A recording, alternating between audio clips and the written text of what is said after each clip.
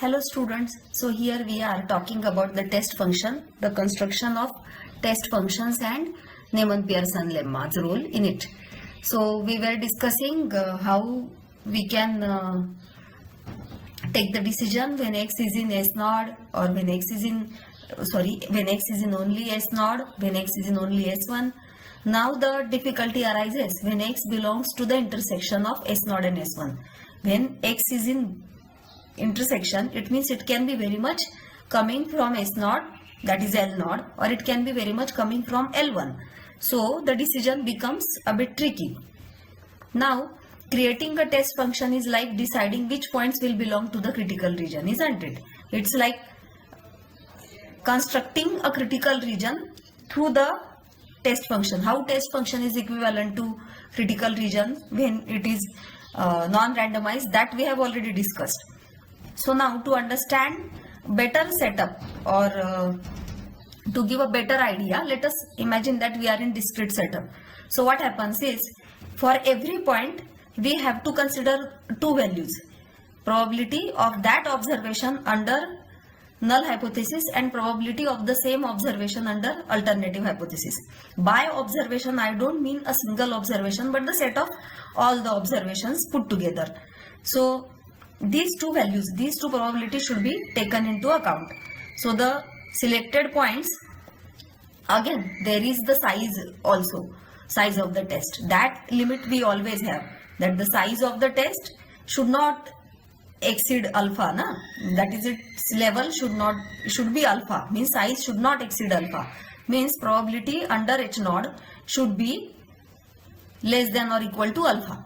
So this limitation is also there, and at the same time the same set of points should carry as much as probability if you consider H1 to be true. Means we have the same set of observations, but what we are weighing is probability of the same set of observations under H node, it should be as low as possible, and probability of the same set of observations under H1. So imagine a weighing balance where in one side you are putting probability under H node, and in another side you want probability under H1. So it's something like this. So what we want is probability under H1 as large as possible and probability under H node as small. Means as small, but not as small as possible, but probability under H node not more than alpha. Not only as small as possible, we want, there is a limit to those probabilities. So keeping this in mind, we have to construct the test function. So isn't it similar to the situation of a kid who wants to buy as many sweets as possible using his limited pocket money? You might have heard kids say they are given a gift of 10 rupees or 5 rupees or maybe sometimes even more by the visitors or by the people who visit their house. So what they do is they are allowed to buy, say, a few things out of it. So what they try is they try to maximize.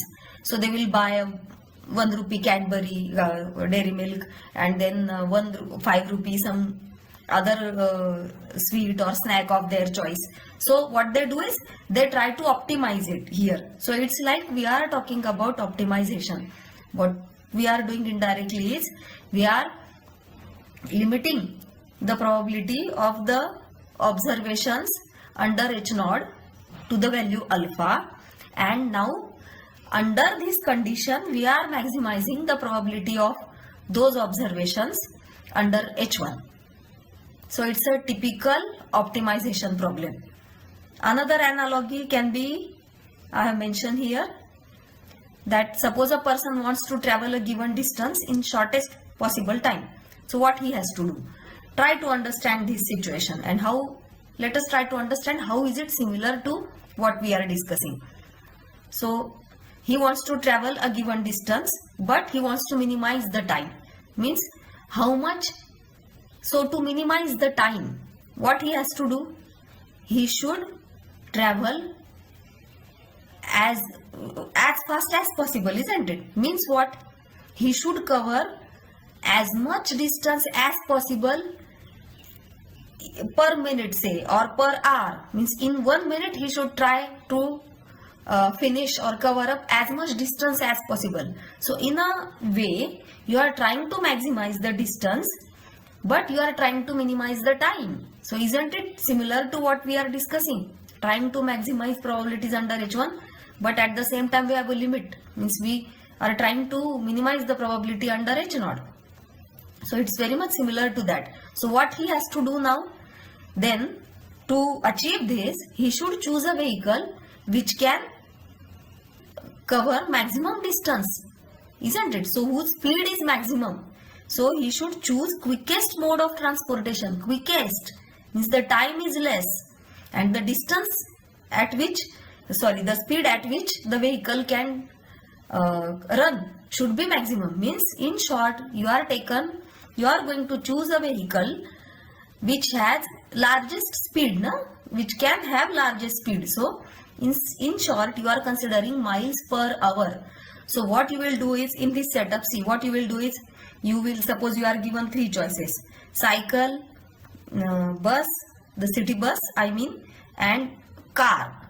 So cycle has the cycle will cover less number of miles, least number of miles per hour. Bus will cover average, means middle number of miles per hour, whereas car will cover maximum number of miles per hour. So car will be chosen here based on this. So what you are doing here is, you are rating the different modes of transportation as per their miles per hour, the distance they travel per hour. So the same thing we should do when we consider this problem of constructing test function. Instead of miles, we should cover L1x. We should consider L1x. Instead of hours, we should consider L0x. So in short, we should look at the ratio L1x by L0x. And this is the logic behind the construction of Neyman-Pearson lemma. So we should choose x. Which points I have mentioned already here, that constructing a test function is deciding which points will go to the critical region, which points means which sample points, means which small x this will go or will construct critical region, and which will remain otherwise, which will remain outside the critical region. So how do we decide this? So as per the discussion we had just now, the points will be selected as per their value of this ratio, means as per L1x by L0x. So in short, you are going to rate the points according to the values, according to this value. So suppose this is the common notation for this ratio is lambda x. So suppose this is lambda x. So the points will be rated according to the values of the lambda x, and then will be included in the critical region. So suppose capital C denotes the critical region, then the summation of L0 x over x is in C, means the sum of the probabilities of these points over this set C should not be more than alpha. In short, size of the test should not be more than alpha, and the power of the test, that is summation L1x over x in C, is maximum. Means this is how the critical region should be constructed. So this condition will always be there. So now okay, so this is very basic. So far I have not used lambda x here. This is again statement of the problem in another words. So now, since the higher values of lambda x indicate clear rejection of H0, why is it so? What will mean? What is the meaning of higher values of lambda x? Higher values of lambda x will mean L1x is significantly larger than L0x, isn't it? So higher values of lambda x, L1x is significantly larger than L0x will mean that the observation is supporting H1 a lot more than H0, and so H0 should be rejected. So that's why I said clear this here, that the higher values of lambda x indicate clear rejection of H0, and so the rejection region should be of this type. So the rejection region is simply the set of all the points, sample points, for which lambda x is more than a pre-decided value. So now how do you decide this value? Okay, so you can decide this value based on this condition, that the size of the test is alpha. Size of the test does not exceed alpha. So in short, you can rewrite the test function like this, So the test function will reject h naught, means it will take value 1 if lambda x is larger than k. So see, lambda x is larger than k means L1x by L naught x is larger than k, which is nothing but the first expression in the Neyman-Pearson lemma's test function. I think you would like to have a look at the test function again. So see, here is this. So if L1x is greater than k times lambda x means k times L naught x means L1x upon L naught x is greater than k, means in short lambda x is larger than k. So if that happens, then you are going to reject. So the test function is 1 then. So see, this is how we can understand the construction of most powerful test through Neyman-Pearson lemma. So now let us try to prove the Neyman-Pearson lemma.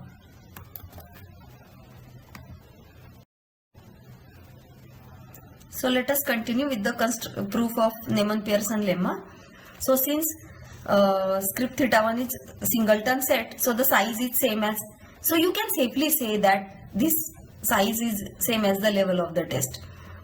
So in fact we are choosing it because there is only one point, so supremum will be simply the value at that point, and so you can choose size to be equal to this value, size level to be equal to this value. So suppose alpha star is expectation of phi kx under h naught.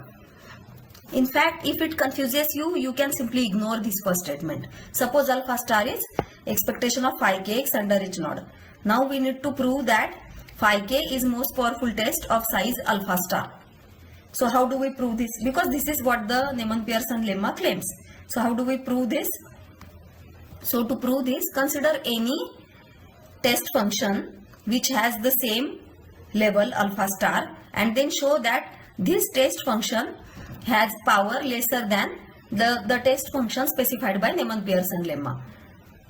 So let us try to do that. So suppose phi dash is any test function with level alpha star. So the size phi k has size equal to alpha star. We are considering any test function with the level. So size, it means size of this test function will be less than or equal to alpha star. So in short, expectation of phi dash under h naught will be less than or equal to alpha star.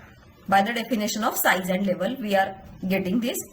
Now, in order to prove that the expectation of h1 and expectation of phi dash under h1 is less than or equal to expectation of phi k under h1, we will consider partitioning of the sample space.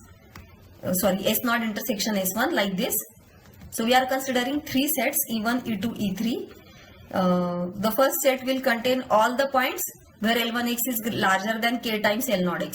So in short, the first set contains all those points when phi k is 1. The second set contains all those points when phi k is gamma x. And the third set contains all those points when phi kx is 0. So L1x greater than k times L0x, equal to and less than. So E1, E2, E3, I am considering them as as the partition because no other possibility is there other than this. So now let us define this variable, random variable like this. So it takes in, this random variable is based on two factors. First thing is, it is considering the difference between the test function specified by Neyman-Pearson lemma and this test function which we are considering. So which is basically a test function of level alpha star. And this is the first factor, and the second factor is the difference between L1x and k times L0x. Why we are considering these two will be clear to you in a short while. So suppose we define this random variable qx like this. Then now try to understand what happens to this qx on these different sets E1, E2, E3. Means this x can be in E1, or it can be in E2, or it can be in E3. So if x is in E1, what will happen? See, for x is in E1, so x is in E1 means what? L1x is greater than k times L0x. So L1x, so this term is positive. So L1x is larger than k times L0x. Means now, because L1x is larger than k times L0x, phi kx is 1. So this qx will be simply 1 minus C. X is in E1. So L1x is greater than L naught x, K times L naught x. So this factor is already positive. Further, because of that, phi kx is also 1. So this term will become 1 minus phi dash x, and this term is definitely greater than 0. Now phi dash x is between 0 and 1. So it can be 0, it can be 1. So when this is phi dash x is equal to 1 for x is in E1, then this entire qx will be 0. When phi dash x is equal to 0, if phi dash x is equal to 0 for x is in E1, then this will be simply 1 into L1x minus k times L naught x. So, and if phi dash x is strictly between 0 and 1, then this will be 1 minus phi dash x, whatever is the term, whatever is that value, into L1x minus k times L naught x. So try to understand that in all possible situations, as long as x is in E1, this term is going to be positive as well as this term is going to be positive. In fact, this term is going to be between 0, 1, the closed interval 0 to 1, and this term is positive. So as a result, qx will be greater than or equal to 0 for x is in E1. So this, what I discussed now, I have explained it here. And so for x is in E1, qx is greater than or equal to 0. Similarly, for x is in E2, L1x is equal to k times L naught x. Consider this qx. L1x is equal to k times L naught x. So this term becomes 0. So as a result, qx becomes 0. So qx will be again equal to 0 for x is in E2. Now for x is in E3, L1x is less than k times L naught x. So phi kx is 0. So phi kx minus phi dash x is less than, because phi kx is 0 and phi dash is between 0 and 1. So phi kx minus phi dash x will be less than or equal to 0. If phi dash x is 0 for x is in E3, then this will be 0. This difference will be 0. Otherwise, the difference will be negative. So in short, this difference is negative. This difference L1x minus k times L naught x will also be negative. So it's like qx is multiplication of two negative terms. So as a result, qx will be again greater than or equal to 0 for x is in E3. So qx, in short, qx is greater than or equal to 0 for E1 as well as E2 as well as E3. So E1, E2, E3 basically form partition of S0 intersection S1. So qx is greater than or equal to 0 for every x in S0 intersection S1. Now, so it's a non-negative random variable. So non-negative random variable, if you integrate it, it will be again greater than or equal to 0. So as a result, this integration will be greater than or equal to 0. And so now if you go on simplifying it, but what is qx? Phi k minus phi dash into L1 minus k times L naught. So what I have done here is I have expanded the first bracket, second bracket. So L1 I have separated and k times L naught x I have separated. So L1x, so it's like this integration over x qx dx is nothing but integration of phi k minus phi dash with respect to L1 minus k times integration of the same term with respect to L naught. So because of the minus sign, you can take it to this side. So this is what we get from this. Now try to expand this. So when you consider the first term here. So integration of phi kx into L1x dx. So it's like you are considering expectation of phi kx with respect to L1, means under H1. So the first term will be expectation of phi kx under H1. Similarly, the second term will be expectation of phi dash under H1. Similarly, here the first term will be k times expectation of phi k under H naught and expectation of phi dash under H naught. Now expectation of phi k under H naught is alpha star, which is same as the expectation of phi dash under H naught. Sorry, not same as, but this expectation of phi dash under H naught is less than or equal to alpha star. So this term, so the right hand side, so here I have mentioned, so the right hand side of 1 is non-negative, because this term, this expectation, this will be alpha star minus something which is less than or equal to alpha star. So this will always be greater than or equal to 0. So the right hand side will be greater than or equal to 0. So as a result, you will have expectation of phi kx under H1 minus, look at this, expectation this is greater than or equal to 0. Note that now none of these are random variables. These are constants. These are expectations. So this is greater than or equal to 0, and so this will be larger than or equal to this number. And so what we get is expectation under H1 of phi k x is greater than or equal to expectation of phi dash under H1. And so the power of the Neyman-Pearson lemma test function is more than any other test function of the level same as size of this test. Level of phi dash is same as size of the NP lemma most powerful test function. And so phi k is a most powerful test of level alpha star. So see, so far you have got most powerful test where the level is not pre-specified. Level depends on the test function, isn't it? Alpha star depends on phi k. Expectation of phi k under H naught. Means level is not of your choice, but the level is actually depending on the size of this test. So now how to resolve this problem of size and level, that we will see in the part B of Neyman-Pearson lemma. So this was done. So here we end the proof of the first statement made in part A of Neyman-Pearson lemma. Now let us try to understand the proof of the second statement. So now the second statement, let us have a look at it again. So here it is. Let us have a look at the see, here it was. So it was like as if you are considering k equal to infinity. So what you would have got, you have mentioned it here. So phi infinity x is 0 if L naught x is greater than 0, and 1 if L naught x is equal to 0. And the claim is that this is a most powerful test of level 0. So is it actually a most powerful test of level 0? Let us see.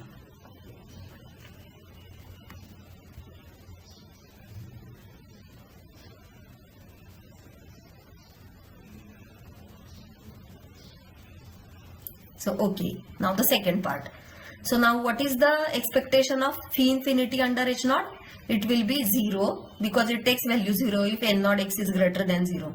So it is 0 into probability that L naught x is greater than 0 under H naught, plus it takes value 1 when L naught x is equal to 0. So it is probability that L naught x is equal to 0 under H naught. So what is the probability that L naught x is positive under H naught? It is 1 under H naught, no? So it will be 1. And this will be 0. Under H naught, this probability will be 0. So it's like 0 into 1 plus 1 into 0. So the size of this test function will be 0. Now, is it a most powerful test of level 0? Let us see. Now, what is the meaning of level 0? It means size of the test function is less than or equal to 0. But can you have size to be a negative number? Size is basically probability. So how can it be negative? Means when you say that the level of the test function is 0, what you actually mean is the size of the test is also 0. So suppose phi dash is a level 0 test function. So this, what I said now, I have explained it here. So phi dash must be a size 0 test. When you say a level 0 test, it should be a size 0 test as well. So phi dash is a size 0 test. So expectation of phi dash x under H naught will be now basically phi dash x L naught x dx over, and the integration will be over S naught. But for x in S naught, L naught x is positive for x is in S naught. So what is the meaning of this? And phi dash is between 0 and 1. So it's like you are integrating a positive number, na? So but what you have is expectation of phi dash. It's a size 0 test, na? So expectation of phi dash is 0. But you are what you are doing is, when you consider expectation of phi dash under H naught, you are integrating this L naught, which is positive, on S naught. So to get this integration to be equal to 0, what you must have is, you must have phi dash x is equal to 0 for x, for every x over this set S naught, and so phi dash x is 0. So now for every x in S naught. So what happens then? So we have got one expression for phi dash x, that phi dash x must be 0. When you say size 0 test, then phi dash x should be 0 for every x in S naught. So Now consider expectation of the test function given by Neyman-Pearson lemma, that is phi infinity under h1, and the test function which we have considered. So in short, we are talking about the power. So if you consider difference in these expectations, then what you get is basically integration of phi infinity minus phi dash with respect to L1 over the set S1. This should be phi infinity x minus phi dash x, but I mean the same here. So now the set S1, before proceeding, let us consider partitioning of the set S1. So the set S1 you can partition with respect to S0 like this. S1 intersection S0 complement union S1 intersection S0. So now for x in S0, when x is in S0, phi dash x is 0. This we have already proven here. So which is same as phi infinity x. So what happens is, over the set S0, phi dash and phi infinity take the same values. Now for x is in S0 complement, we know phi infinity is 1. What happens to phi dash then? So for x is in S0 complement, phi infinity is 1. So now consider this difference. Keeping this in mind, now consider the difference. So what do you get? This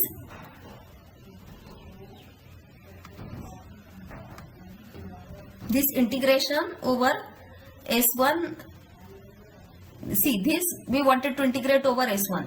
So what we did was, this integration I can rewrite as integration over S1 intersection S0 complement plus integration over S1 intersection S0. So now both are zeros. Now here both are zeros. Means I should consider, so both are zeros. So the integration will also be 0. Integration of the difference, 0 minus 0. So 0. Integration over S1 intersection S0 will be 0. Na? And so automatically this integration over S1 reduces to integration over this set only. Because over this set both the test functions are having value 0. So this difference in the expectations becomes integration now over S1 over S0 complement. This phi infinity is taking value 1. So I have substituted 1 here minus phi dash L1x dx over this set S1 intersection S0 complement. Now because phi dash is between 0 and 1, so it's like you are integrating something which is between 0 and 1 over this set. So clearly this should be greater than or equal to 0. And so as a result, this is greater than or equal to 0 means what? Expectation of phi infinity under h1 is greater than or equal to expectation of phi dash under h1. And so phi infinity is the most powerful test of size 0. So the second statement in the part A of Neyman-Pearson lemma we have proven. Now in the next lecture we will consider part B of the Neyman-Pearson lemma, its applications and proof.